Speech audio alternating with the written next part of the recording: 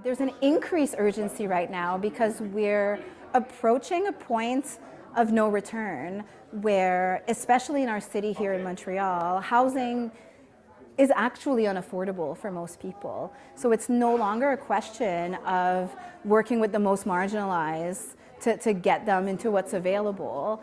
We're seeing now that people at all income levels are struggling. And we're seeing a deterioration of living conditions. In this city, we're seeing the death of our arts community, where people used to be able to pay rent, work part-time, and do creative endeavors. That is dying as well. I don't think that in the current political climate, we can afford to not have creative people moving forward our communities. We're seeing activists who used to be able to sustain themselves, yes, maybe living in poverty, but in relatively comfortable poverty, who can't afford to do that anymore because they have to work 60 hours a week just to pay rent. And that is very concerning because we're at a political time where we need to be politically involved, we need to be mobilized, and we can't do that if rent is the only concern that we have.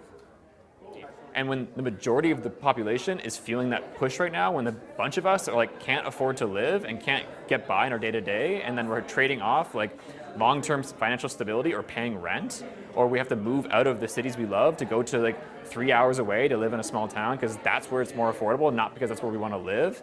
It's like that's a huge trade-off, and it's like, how did we get to this point? How do we decide as a society where the majority of us are not, having the thing that's the most bare essential need in our life, right? It's like that's not the situation we need to be in, and I think that's why everyone's finally waking up today and being like, this is enough. I've noticed a very big shift that anyone I connect with, whether it's on the subway, in a taxi, at a dinner, people have a personal story and connection now with housing affordability. Whether they've been displaced, they're experiencing higher rent, or maybe their child isn't able to stay living in the community that they've grown up with. We see every day the impact of the housing crisis on our community. In every segment of our community, we see how much harder it is now to get an apartment without all the proper credit references and IDs and everything else that landlords ask for now. We see how apartments are becoming unaffordable, so people have to stay in violent situations because they just can't afford to move away. We see how much this increases violence against sex workers in many different ways and against all women overall. And in neighborhoods like Park X, precarious immigration status, like conditions everything about people's capacity to access housing. It puts them at a disadvantage in the housing search. When they don't have ID documents, when they don't have a credit history, they face rampant discrimination.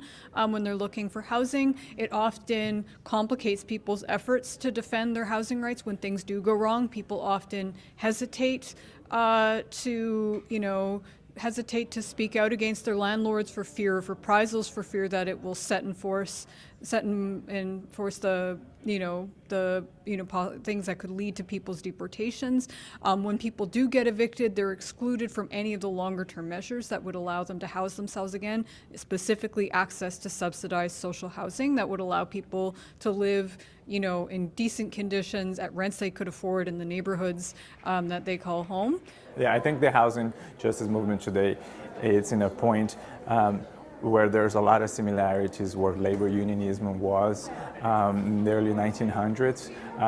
Groups are organizing, they are trying to get together and build power to fight landlords, to fight corporate interests in order to be able to keep more of their incomes to themselves, to be able to provide to their families.